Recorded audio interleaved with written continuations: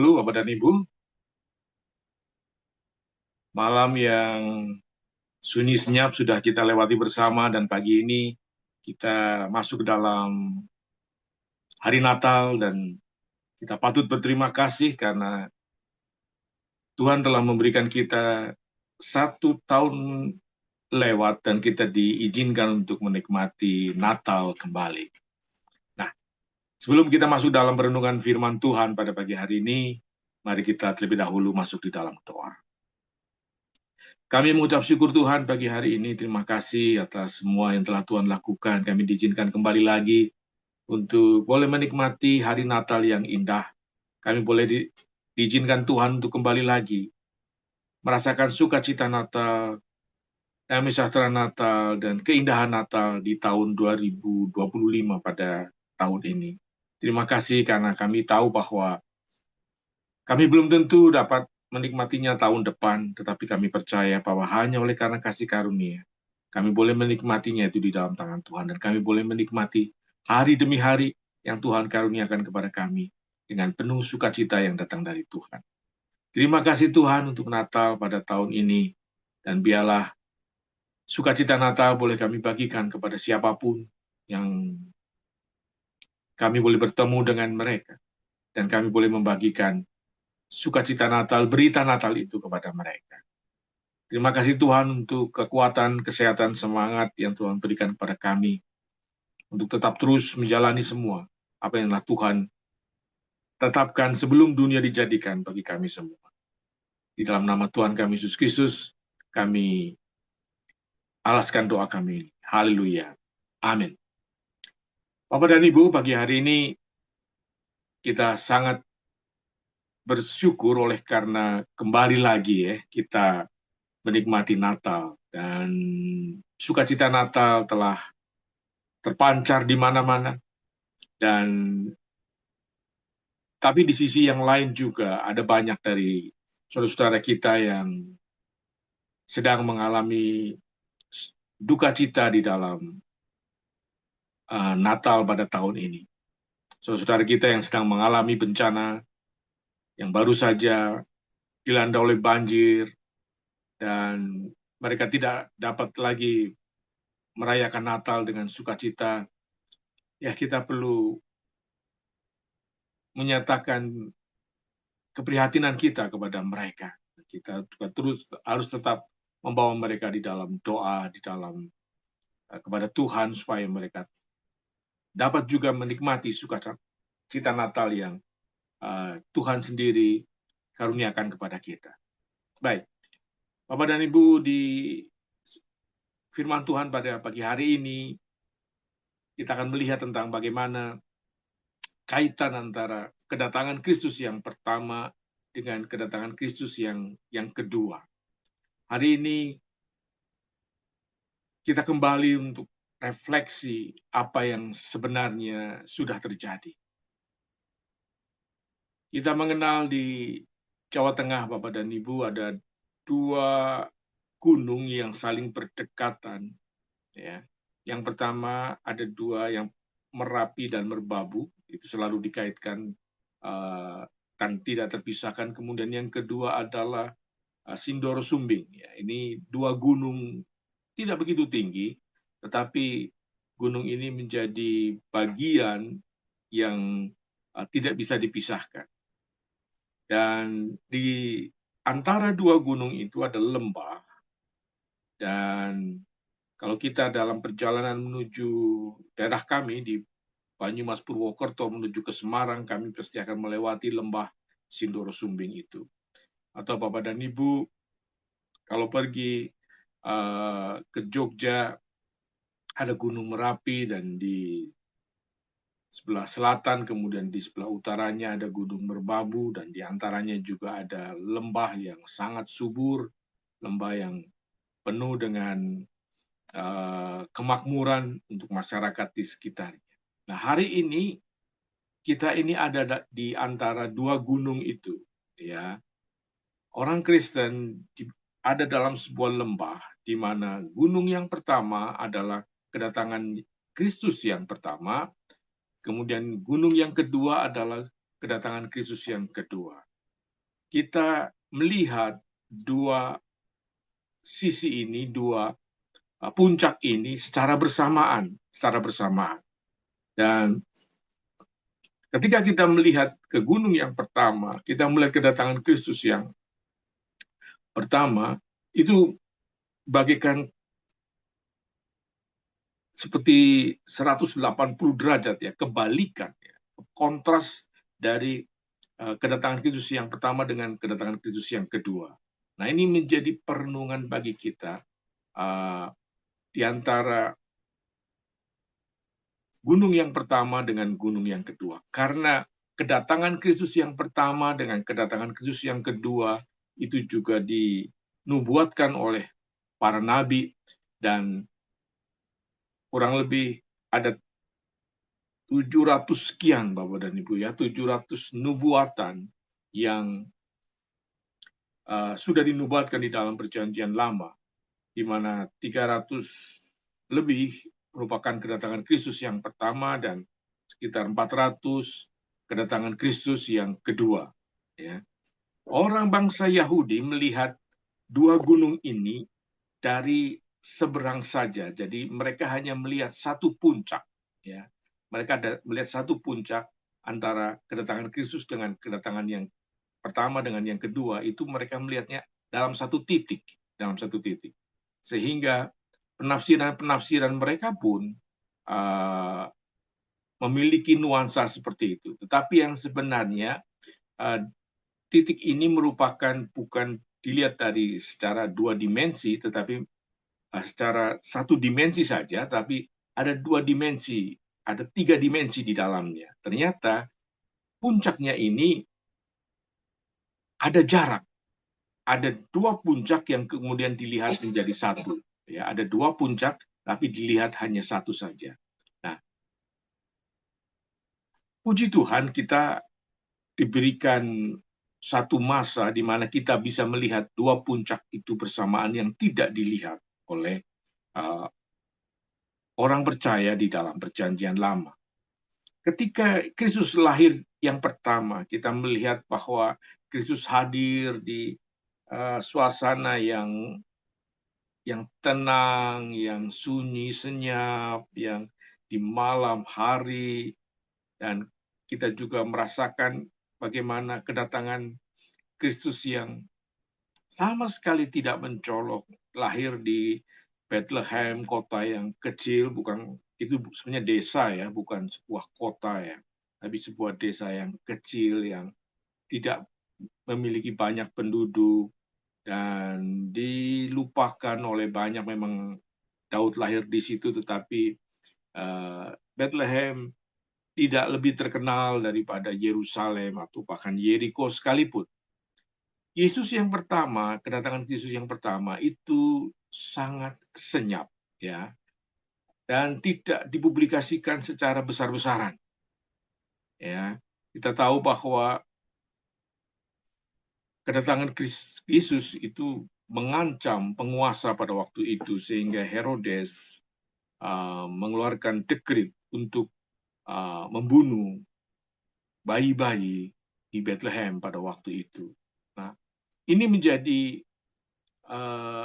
peringatan bagi kita bahwa kedatangan Kristus itu yang pertama berlangsung dengan senyap, berlangsung dengan diam-diam, dan tidak banyak disaksikan oleh banyak orang, mungkin hanya para gembala, orang Majus, dan tidak seberapa. Dan kemudian besar sedikit Yesus pun lari dari tanah kelahirannya menuju Mesir dan kemudian baru kembali ketika Herodes sudah meninggal. Bapak dan Ibu, kejadian yang senyap ini ada apa sebenarnya? Tujuan kedatangan Kristus yang pertama adalah jelas, mati di kayu salib. Ini adalah berita Injil bahwa Yesus mati disalib oleh karena dosa-dosa kita. Ini menjadi hal yang indah oleh karena apa? Oleh karena kedatangannya membawa misi keselamatan. Ya, membawa misi keselamatan, dia datang dengan senyap, kemudian dia besar dengan tidak sama sekali tidak menonjol, sehingga banyak sekali dipermasalahkan bagaimana kisah hidup Yesus mulai dari 0 tahun sampai dia dewasa, kenapa tidak dicatat ya, dan kemudian dipermasalahkan karena memang Yesus, kedatangan Yesus tidak perlu menonjol dan tidak diperlakukan dengan hal yang bersifat gegap gempita, karena Yesus datang untuk menyelamatkan. Yesus datang untuk menebus. Yesus datang untuk kayu salib. Ya. Yesus datang untuk satu misi di mana dia harus datang dengan diam-diam, dan pelayanannya pun kalau kita melihat tidak begitu berdampak besar ya, atau di mana wilayah pelayanannya juga tidak begitu luas. Dia hanya berjalan dari Galilea menuju Yerusalem dan bolak-balik dengan itu, sedikit dia melebar ke Danau Genesaret, kemudian kembali lagi ke Yerusalem, itu saja. Mungkin ruang lingkupnya hanya sekitar 80 sampai 90 km saja, tidak jauh-jauh. Dan pelayanannya juga diam-diam saja di kalangan orang yang kecil, di kalangan orang yang berkekurangan. Dia menyapa orang nelayan, dia menyapa para petani, dia menyapa para pemungut cukai yang disingkirkan atau dihindari oleh orang-orang. Pelayanan Yesus seperti itu, sangat sederhana, dan kemudian dia tidak begitu lama, hanya 3,5 tahun, dia pun harus dibawa ke kayu salib untuk disalibkan. Sangat singkat, sangat simple, sangat localized ya, sangat tidak begitu luas, berbeda dengan tokoh-tokoh yang lain ya. Dan kalau kita melihat juga kedatangan Yesus merupakan penggenapan dari satu nubuatan Nabi Yesaya, hamba yang menderita. Bapak dan Ibu, itu kedatangan Kristus yang pertama, dan itu yang kita sedang rayakan, sedang kita kembali flashback ke belakang tentang apa sebenarnya yang dilakukan oleh Yesus. Tetapi dari pelayanan yang sangat simple itu, sangat sederhana itu, kita mendapatkan satu anugerah yang sangat besar, yaitu anugerah penebusan. Justru di kematiannya di kayu salib itu merupakan satu gambaran tentang kepedulian Allah akan umat manusia agar mereka dipindahkan dari kegelapan, dari kuasa dosa itu menuju terangnya yang ajaib, menuju hadiratnya, dan manusia dipulihkan, manusia dimurnikan, manusia disucikan, dan manusia dikembalikan lagi seperti apa yang Tuhan rencanakan jauh sebelumnya, bahkan sebelum dunia dijadikan. Nah, nubuatan-nubuatan ini, Bapak dan Ibu, yang sudah dinubuatkan oleh para nabi di masa lalu tentang kedatangan Kristus yang pertama maupun yang kedua, banyak sekali kalau kita melihat bahwa kemungkinannya semua nubuatan itu mengacu kepada satu orang, yaitu Isa Al-Masih, atau Yesus Kristus. Itu sangat kecil sebenarnya kemungkinannya. Ada seorang ahli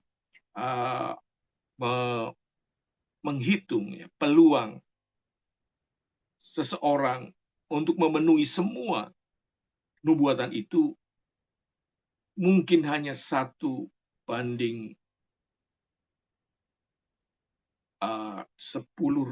triliun. Ya.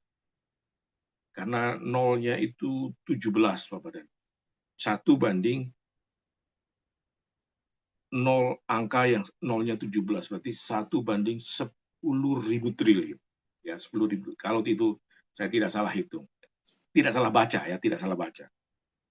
Jadi kemungkinan sangat kecil dari sekitar 800 nubuatan itu nyata atau peluangnya itu muncul di dalam diri Yesus.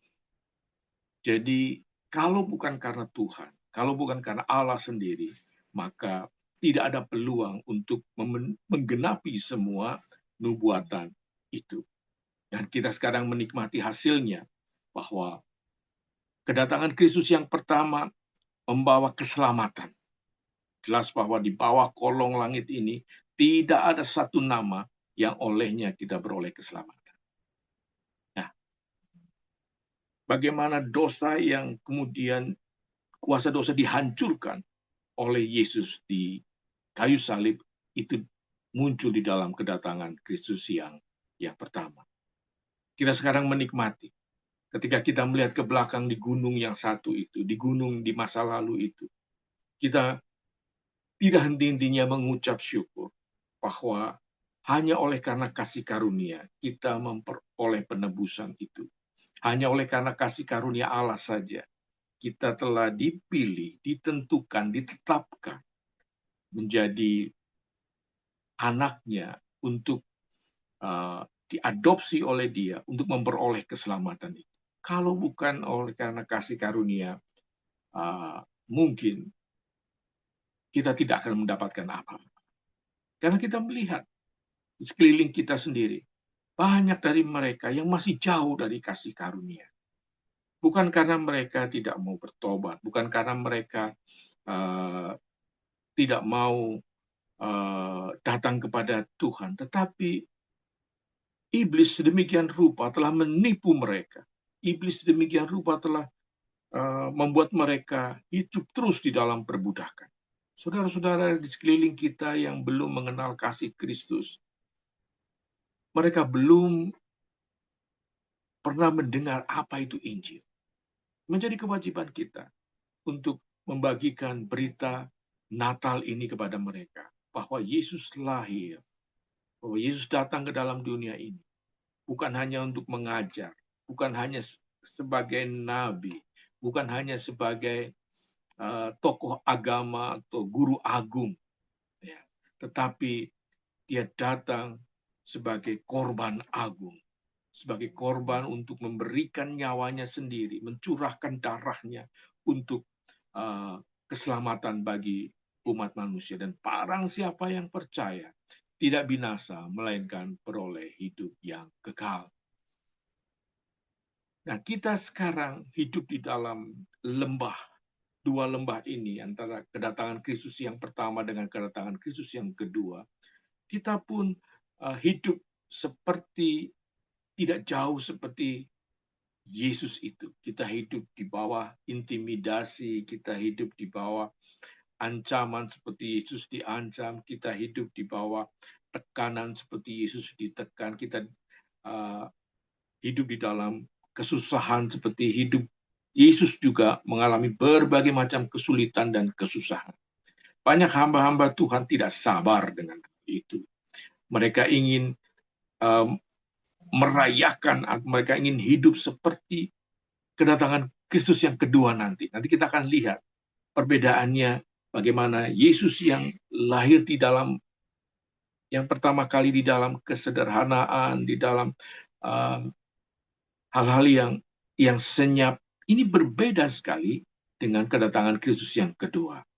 Jadi, ketika kita menghadapi tekanan ini, Bapak dan Ibu, mari kita melihat bukan hanya gunung yang pertama saja, tapi lihatlah gunung yang kedua, ya, puncak yang kedua. Bagaimana Yesus nanti suatu saat akan datang, dan dunia tidak akan pernah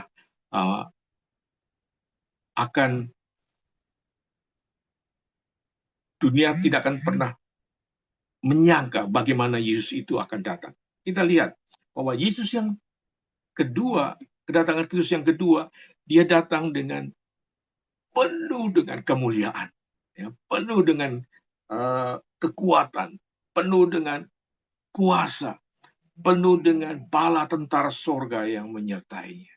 Berbeda dengan yang pertama.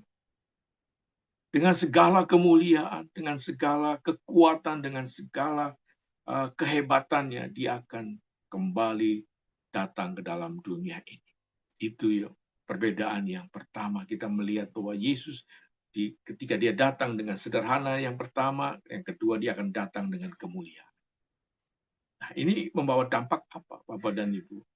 Ya, mungkin kita terlalu banyak melihat yang ke belakang, terlalu banyak hidup di dalam menderita, tapi jangan lupa bahwa ada pengharapan bahwa Yesus datang akan di dalam kemuliaan dan kita akan turut bersama-sama bersama dengan Dia di dalam arak-arakan yang luar biasa itu, di dalam bersama-sama dengan bala tentara surga untuk datang ke dalam dunia ini. Itu yang pertama.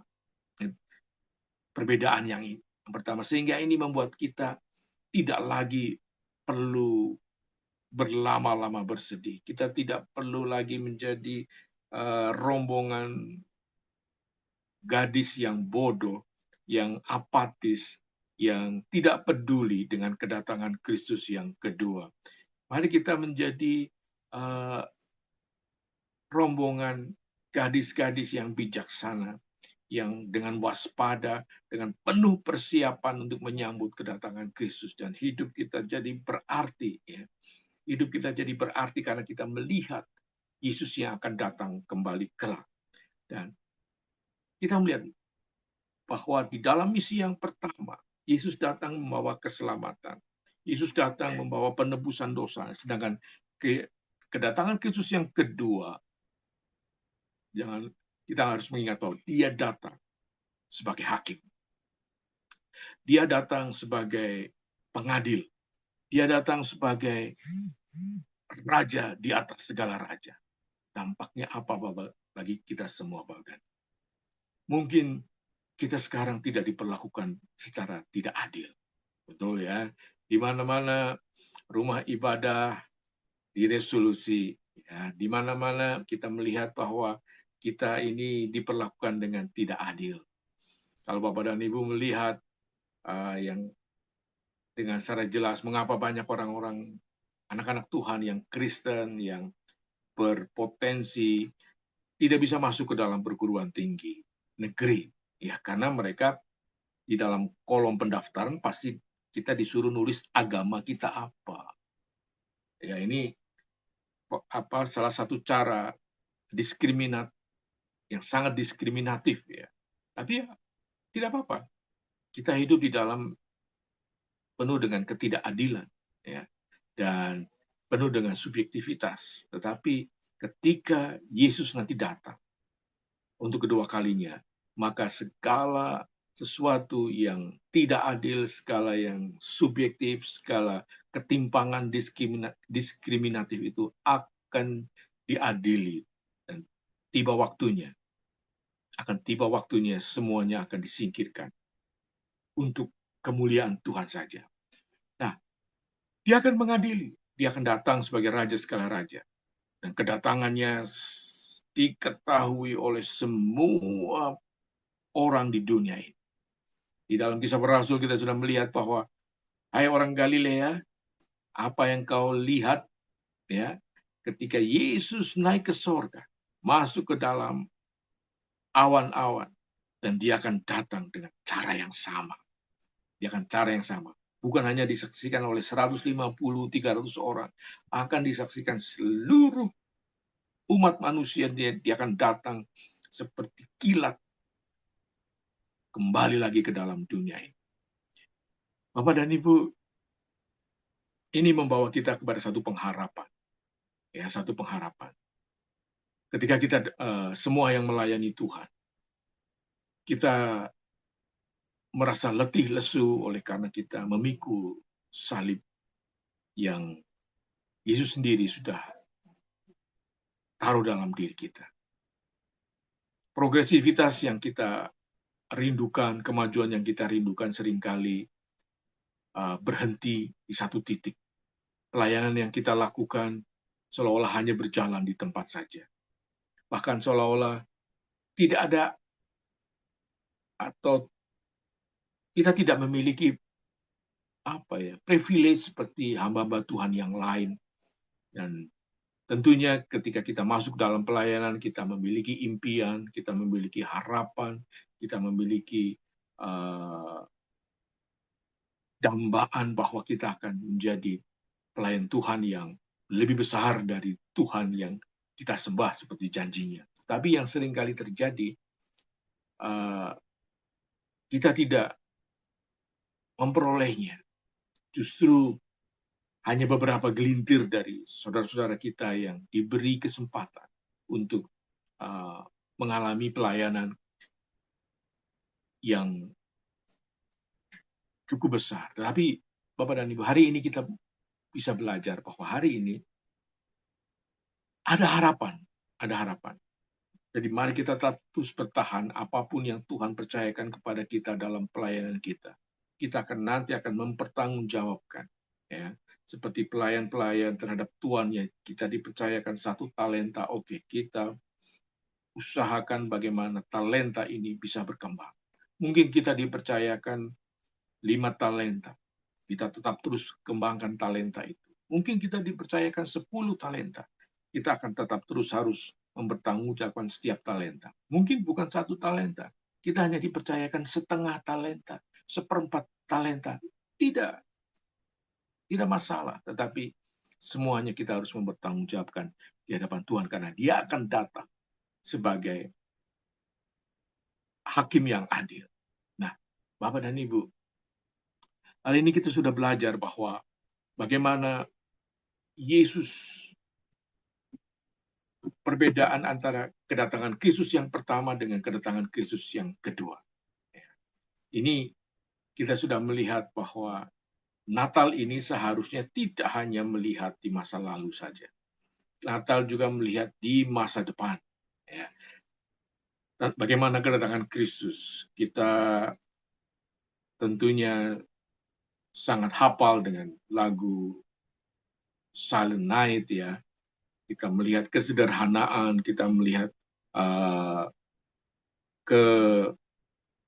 kehinaan Yesus yang lahir di kandang di Bethlehem, dan kemudian kita juga sering mendramakan bagaimana Yesus datang di tengah-tengah orang miskin. Ya. Kita lupa bahwa nanti Yesus akan datang dengan segala gemerlapnya. Ya. Jadi ini membawa kita kepada satu pemahaman bahwa apa yang kita alami ini bukan pada satu keadaan yang statis. Ya. Dari hal yang sederhana menuju kemuliaan, itu adalah suatu proses. Kita hidup di tengah-tengahnya. Kita hidup di dalam kesederhanaan, kita hidup di dalam masa lalu kita dengan kedatangan Kristus yang pertama dengan memikul kuk, tapi jangan lupa. Ya, jangan lupa kita melihat satu kemuliaan yang akan datang. Bagaimana Yesus melihat atau mampu menanggung segala beban. Bagaimana dia rela mengosongkan dirinya karena dia melihat apa yang akan nanti terjadi ke depan. Dia rela mengosongkan dirinya, dia rela menanggalkan semua keilahiannya. Dan itu menjadi bahan ejekan oleh para pembenci-pembencinya hingga sekarang ini. Bagaimana mungkin seorang Tuhan yang menjadi manusia itu menjadi bahan ejekan. Di kayu salib pun, jika engkau mengaku dirimu Mesias, mengapa engkau tidak menyelamatkan dirimu? Ejekan demi ejekan. Dan kita pun sebagai pengikutnya, kita menerima itu juga, ejekan-ejekan itu. Kita menerima semua yang Yesus sendiri sudah terima. Dan kita mengalaminya sekarang. Kalau kita hanya melihat itu saja, maka kita akan jatuh, maka kita akan lemas, kita akan menjadi down, menjadi lemah oleh karena kita hanya melihat satu sisi saja. Mengapa Yesus mampu bertahan di dalam situasi yang susah, mengosongkan dirinya, bahkan dia tak sampai mati di kayu salib? Ya. Mengapa? Karena dia melihat kemuliaan yang akan dia terima kelak. Dan di dalam pelayanan kita pun, kita tetap terus di dalam visi yang sama, bahwa kita akan dimuliakan oleh Tuhan. Ya. Meskipun pelayanan kita banyak sekali mengalami tantangan, meskipun pengalaman Natal ini, tahun ini, kita inginnya satu kemajuan, tetapi justru stagnan di dalam pelayanan, itu bukan suatu masalah besar. Mari kita melihat kedatangan Kristus yang kedua. Dia akan datang dengan segala kemuliaan. Dia akan datang sebagai raja di atas segala raja.